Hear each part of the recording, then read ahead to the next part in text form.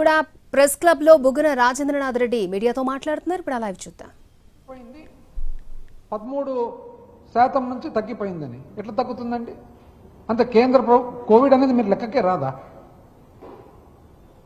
మరి అప్పుడు అదే 2020-21 సంవత్సరంలో కేంద్రం అంత పెద్ద జాతీయ స్థూల ఉత్పత్తి -1.2లో ఉంటే రాష్ట్ర స్థూల ఉత్పత్తి 5.7 చాలా గొప్ప సాధన కదా. దాని గురించి చెప్తున్నారా? చెప్పరు. నెక్స్ట్ ఏమంటారు మీరు? మీది మాత్రం చాలా అద్భుతంగా ఉంది, ఇప్పుడు చాలా అద్భుతంగా ఉంది. ఆ అద్భుతంలో కూడా ఏమంటారు మీరు? అసలు 12.2% అంతేనా మీరు చెప్తుండేది? అయితే మీరు చెప్పే ఫిగర్స్ ఏదైతే పెరుగుదల ఉందో ఇది నమ్మశక్యమా అనేది. ఎందుకంటే మీరేమంటున్నారు?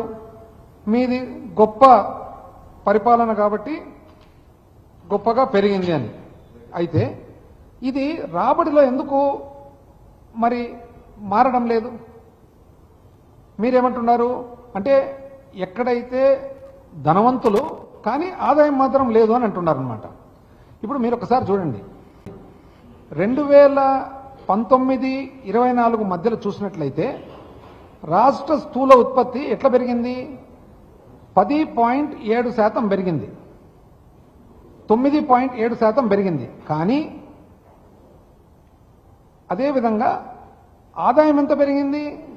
10.7%. అంటే టాలీ అయిపోతుంది.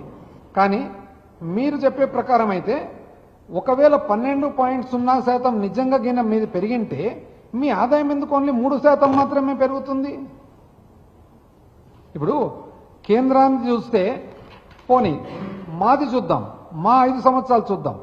ఏది 2018-19 నుంచి 23-24 వరకు చూసినట్లయితే అప్పుడు స్థూల ఉత్పత్తితో పాటు ఒకవేళ ఆదాయము గమనించినట్లయితే పెరుగుదల మరి అప్పుడు 10.2% మాది స్థూల ఉత్పత్తి పెరిగింది, ఆదాయం కూడా మాది 9.8% పెరిగింది. అదే సమయంలో జాతీయ స్థూల ఉత్పత్తి చూస్తే 10.7% వాళ్ళది పెరిగింది, 9.7% ఆదాయం పెరిగింది. కానీ మీది మాత్రము 12% స్థూల ఉత్పత్తి పెరుగుతుందంట, కానీ 3% మాత్రము ఆదాయం పెరుగుతుందంట. ఎట్లా అండి ఇది టాలీ అయ్యేది? అంటే మీరు చెప్పేదేమి? ధనమేమో వస్తుంది, మీరు ధనికులైనారు, కానీ ఆదాయం మాత్రం లేదు. అదేవిధంగా చూసినట్లయితే పోనీ మీరు ఫస్ట్ 6 నెలలు అన్నారు కదా 2025-26, అది కూడా చూద్దాం పోలిక. 2023-24 నుంచి పోల్చితే 2025-26 పోలిస్తే ఫస్ట్ 6 నెలలు పోల్చినట్లయితే ఎంతండి మీరు చెప్పేది? 10.9 మీది పెరుగుదల అని అంటున్నారు. అదేవిధంగా 2024-25 చూస్తే 9.9 అని మీరు అంటున్నారు. కానీ మీ ఆదాయం ఎంతండి పెరిగినది? -2.8 సేల్స్ ట్యాక్స్లో, ఓన్లీ 4.3 మాత్రము జిఎస్టీలో. ఓవరాల్గా చూసినట్లయితే ఓన్లీ 2.5.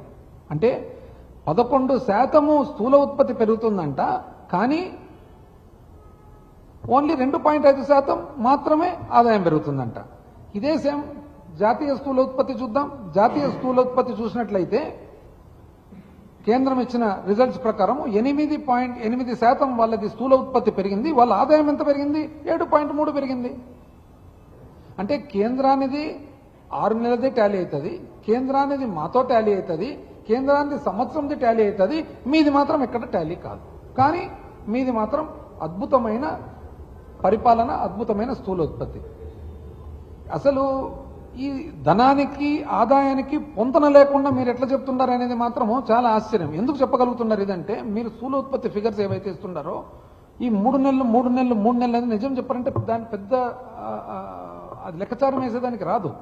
ఈ రోజు ఏదన్నా కానీ స్థూల ఉత్పత్తి ఎస్టిమేట్స్ ఇస్తే అది కరెక్టా కాదనేది 3 సంవత్సరాల తర్వాత తెలుస్తుంది. ఫస్ట్ అడ్వాన్స్ ఎస్టిమేట్స్, ఆ తర్వాత ఫస్ట్ రివైజ్ ఎస్టిమేట్స్, ఆ తర్వాత సెకండ్ రివైజ్ ఎస్టిమేట్స్, ఆ తర్వాత థర్డ్ రివైజ్ ఎస్టిమేట్స్, ఫైనల్గా అకౌంట్స్. మీరేమి ఇప్పుడు ఏదో ఒకటి చెప్పేస్తే కానీ అయిపోయిందిలే అని చెప్పి మీరు అనుకుంటూ ఉన్నారు. అంతే, మాకైతే అంతే అర్థమవుతుంది. అసలు 7 లక్షలేంది, తగ్గడమేంది? దాని తర్వాత ఇంకోటి ఏమన్నారండి? తలసరి ఆదాయం తగ్గింది అన్నారు. దాన్ని కూడా చెప్తారు మీరు, తలసరి ఆదాయం తగ్గిందని. మళ్ళీ తలసరి ఆదాయం తగ్గినట్లయితే దానికి ఏమంటున్నారు మీరు తలసరి ఆదాయానికి? మీ ప్రకారంగా 13.2% తలసరి ఆదాయం మీ 2014-19లో పెరిగింది. మాది మాత్రం 19-24లో 9.1 పెరిగింది. కాబట్టి ఇంత ఆదాయం ఇంకా మిస్ అయింది. ఇదేనండి మీరు చెప్పేది? కరెక్ట్. అది కూడా చూద్దాం.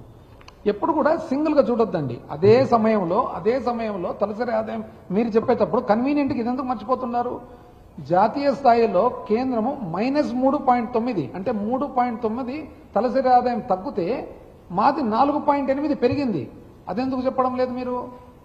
పోనీ ఎట్లొద్దులేండి, టోటల్ గా దేశం మీద చూసినట్లయితే 2013-14 నుంచి చూసినట్లయితే 2013-14లో ఆంధ్రప్రదేశ్ రాష్ట్రము ఏ స్థాయి